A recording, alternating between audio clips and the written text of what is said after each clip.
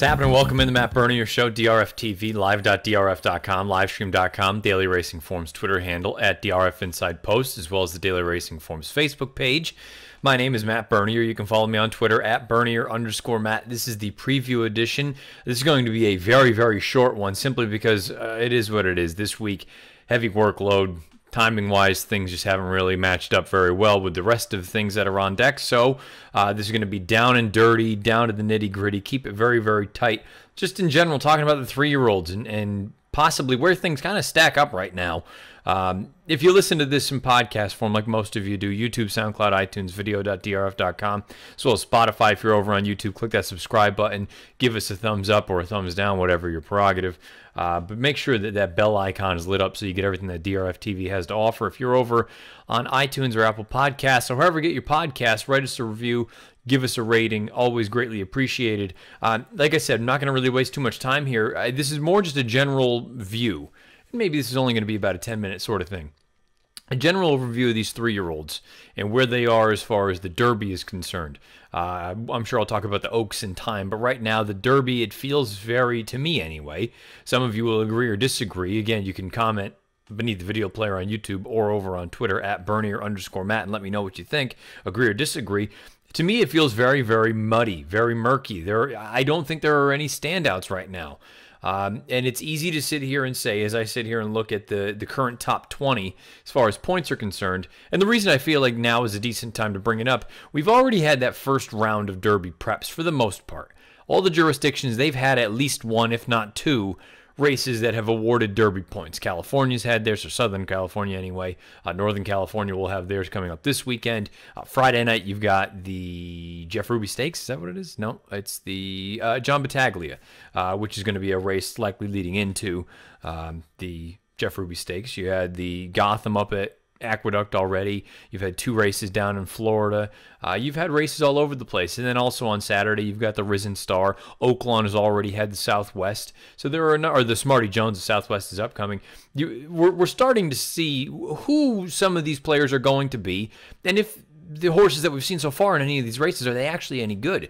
I understand anyone that looks at it and goes, well, if you just look at the top 5, Game Winner, the undefeated 2-year-old champion, he has not come back just yet. So when he does, there'll be a little bit of order restored. Signalman, he hasn't come back yet. He was a winner late as a 2-year-old. He's done some good things. He's number 3 on that list.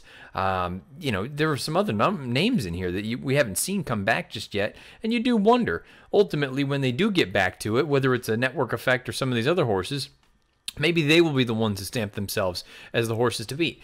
All I'm saying is right now, what we've seen from, let's just use the number 2 horse on this list, K-Nix Go. Very disappointing in my opinion in that Sam F. Davis. You can find that whole recap over on the YouTube channel or on video.drf.com or in a podcast form. It was not an impressive effort. Gunmetal Gray, we talk about him. His big problem is he has no speed. It looks like he's entirely void of it. So sure, if it turns out to just be an absolute war of attrition at 1.25 miles, sure, he's there. But I don't know that I love his chances to go and get the whole thing unless it's a pace meltdown. Long Range Toddy, nice horse. Don't love him. You know, he doesn't necessarily scream to me Derby contender, but at this point, who does? Mucho Gusto, nice horse, but I do question ultimately distance. How far does he want to go? It does feel like, to me anyway, perhaps he's better shorter, but to be fair, that most recent run of his in that stakes race over that sloppy track, he galloped out really well. He finished impressively. He sat off of a horse. Again, in a year like this where it seems like things are a little bit murky, it's early, admittedly. But you got to start to form some opinions here at this point. I don't think you want to just be content saying, oh, well, you know, such and such, da-da-da. I think you got to start to form your opinions one way or the other. And there is time for those opinions to change, but I think you need to make some sort of a call right now where you think things stand. Because ultimately, that to me lends itself to some of these other prep races where if you're looking at these horses that have already run and have already accrued points, I can look at some of those other races coming up. I'm making it up. Whether it is the Fountain of Youth at Gulfstream, whether it is, you know, the San Felipe out at Santa Anita. You know, do I really want to trust these horses that already have points? Or, and this is sort of the bigger, you know, more overall encompassing kind of thing, am I more interested in taking a look at some of the horses that are fresh faces that have not been exposed yet, have not tried graded stakes company yet, perhaps haven't even debuted yet? I mean, look, Justify, we saw how late he debuted, and he went on to be a serious thing, go on and win a Triple Crown. So I'm starting to wonder if that is more the approach one should take when looking at some of these races, unless there is a horse that's a standout. Now, Maximus Mischief, maybe he's just figuring things out, but that was a disappointing effort from him down at Gulfstream. Harvey Wallbanger, we've already talked about that. I just felt like it was an instance where, you know, everything that could go right for him did go right, and credit to the horse, but I don't necessarily love him right now.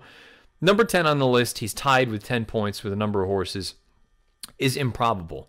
And I think many people would look at Improbable and say he is the horse to beat on this list right now. And I don't disagree with that, to be honest. He just may simply be the best horse of all these 3-year-olds right now. But there is just always that danger or that thing that lingers in the back of my head that until, particularly with the horses that have run in stakes races early on as 2-year-olds, until they come back here as 3-year-olds, I don't know that I want to marry myself to any of them. So Improbable, of all the 2-year-olds, I think he was probably the most impressive, even more so than his stablemate Game Winner.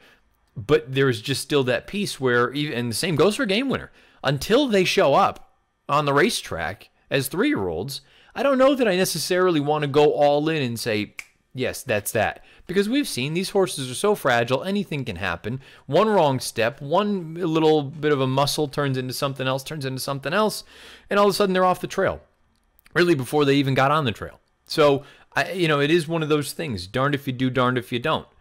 I look at a horse like War of Will. Now, Saturday will go a long way. I think he is very clearly the class of that race. If you haven't seen our stakes preview, you can do so. You know where that is. Just for a quick cut to the chase as far as a pick there is concerned, I picked him. I picked him in the Lecomte. I'm picking him here. And I said it before the Lecomte.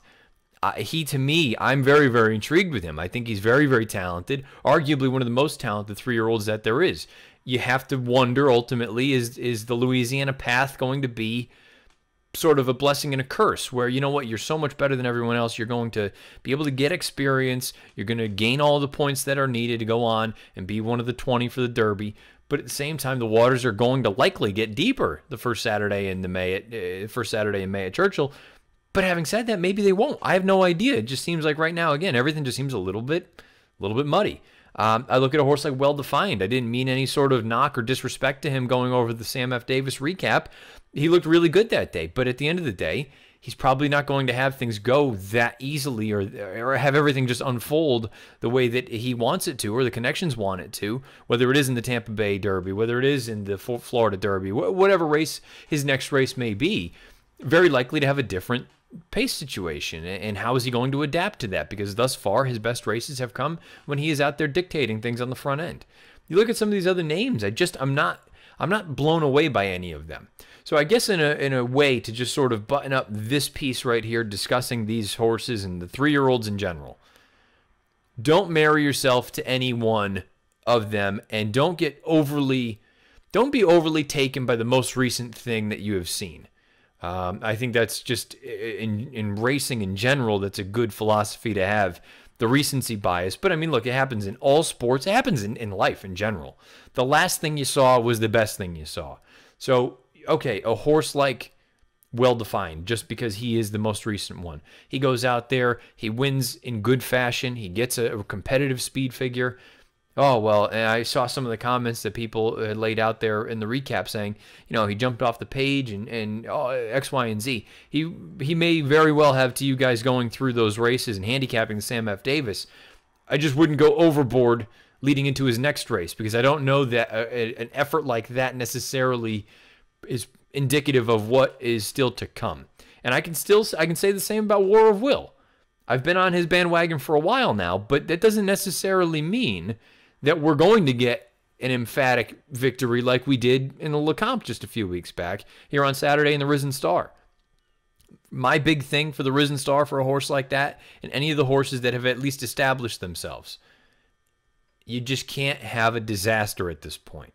I know it sounds silly because they're still 3 months out from the Derby, but you're at a point right now where even if you don't win the race, run second or third. Don't go out there and don't throw in a complete dud like K-Nex Go did. And I know that was his first start off of the layoff, and maybe he moves forward in his second start off the bench. But that, to me, that's a red flag right there. That, we've seen in the past, especially since this Derby point system has been implemented. The horses that go on to win or be true contenders, they usually go in relatively unblemished for the most part. There were a couple little hiccups here and there, but they were very, very few and far between. Usually it's pretty much blemish free.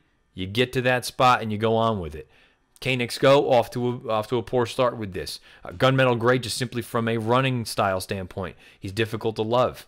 Maximus Mischief had a bit of a hiccup, a disappointing effort from him in his first start as a 3-year-old. So there's a number of different things. And the other piece, too, to keep in mind about many of these horses, I shouldn't say many, some of the horses on this top 20 list right now, yes, the point races going forward, they're going to increase exponentially. And some of these, kind of 10, 12 pointers, maybe they won't even have a chance. Some of these horses, just from a distance standpoint, have no chance to go a mile and a quarter. And I think the connections are mindful of that. So this list, this top 20, I'll probably do a deeper dive into the top 20 here, probably in the next handful of weeks. Just simply, let's get some more racing under our belt. Let's have some more results and have something that we can actually sink our teeth into a little bit more than this. This was just an overall kind of thought for me, an overall thought process of don't marry yourself to what you had just recently seen. And also, I think it's fair to be critical of the performances of some of these horses that are high on the list already. Because you know what? Some of these horses, maybe 20 to 30 points is going to be enough to be on the bubble or get you into the Derby, but that doesn't mean that you're actually going to be a legitimate contender. Just some food for thought, some things to chew on. Agree or disagree with my overall thoughts. If there's a horse you love on here so far, you don't love, whatever it may be, on Twitter, @Bernier_Matt, or beneath the YouTube player. The video player on YouTube, I should say. Again, it's a very, very brief pod this week, this preview. We're going to button things up here because I got more races to go over and I got more things to write. So if you've been listening live, thank you for doing so. You all know where you can find that. As far as the podcast is concerned, again, YouTube, SoundCloud, iTunes, video.drf.com, as well as Spotify. If you're over on YouTube, click the subscribe button.